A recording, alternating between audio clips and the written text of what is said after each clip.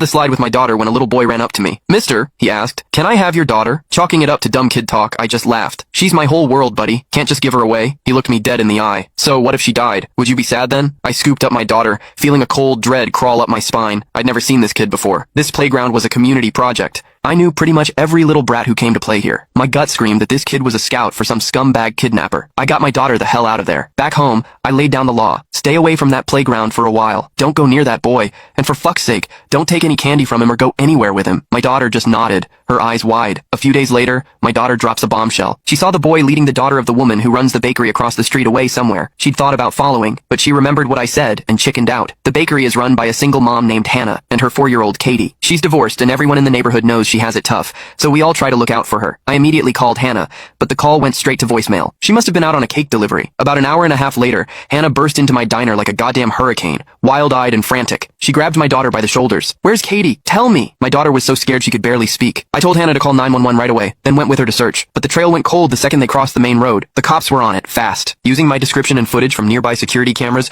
they found the boy that same night. His name was Leo. Leo swore up and down he hadn't taken Katie. His parents backed him up, lying through their teeth that their son had been home all day. The cops showed them the surveillance footage, blowing their bullshit story to pieces. That's when Leo, the little shit, finally mumbled, "I'm not 12 yet, so I don't have to go to jail, right?" Leo led us to a derelict construction site nearby and pointed to a small, freshly dug pit in the ground. "She's in there." The cops dug away the loose dirt and found a styrofoam cooler, the kind you get from Amazon deliveries. They pried the lid open. Katie was crammed inside, curled into a ball. Her eyes were wide open, her mouth slightly agape, her face a mask of pure terror. Hannah just fucking broke. She lunged at Leo, trying to tear him apart, but the cops managed to hold her back. The police had Leo recount the whole thing. His clarity, his step-by-step logic, sent a fucking icicle through my heart. Leo said he found the pit at the construction site and got the idea to bury something alive in it. First, he tried a stray cat, but it scratched its way out immediately. A failure. So, Leo switched his target to a kid. But the hole was too small, so the little psychopath tied 2 shoelaces together to measure the pit's dimensions. Whenever he found a potential target, he'd measure them with the shoelace first before trying to snatch them. He also said he only picked little girls. They were easier to control, and he added, "Their bodies are softer, easier to fold." "Did you kill her first, then put her in?" one of the cops asked, his voice tight. Leo shook his head. "I had her lie down in it herself." He'd set up a sick game. First, he had Katie lie down in a couple of big cardboard boxes and gave her chocolates,